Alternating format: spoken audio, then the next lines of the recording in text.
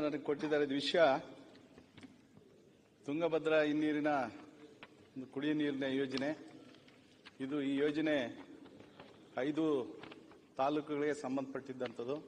ಹೊಸಪೇಟೆ ಜಿಲ್ಲೆಯ ಈಗಿನ ವಿಜಯನಗರ ಜಿಲ್ಲೆಯ ಕೂಡ್ಲಿಗಿ, ಚಿತ್ರದುರ್ಗ ಜಿಲ್ಲೆಯ ಮೊಳಕಾಲ್ಮೂರು, ಚಳ್ಳಕೆರೆ, ತುಮಕೂರು ಜಿಲ್ಲೆಯ ಪಾವಗಡ ಮತ್ತು ಚಿತ್ರದುರ್ಗ ಜಿಲ್ಲೆಯ ತುರ್ನೂರು ಹೋಬಳಿಯ ಚಿತ್ರದುರ್ಗ ತಾಲೂಕು. ಇದಕ್ಕೆ ಸಂಬಂಧಪಟ್ಟಂತೆ ಇದು ಬಹಳಷ್ಟು ಬಹುಮುಖ್ಯವಾದ 2162 ಕೋಟಿ ಯೋಜನೆ.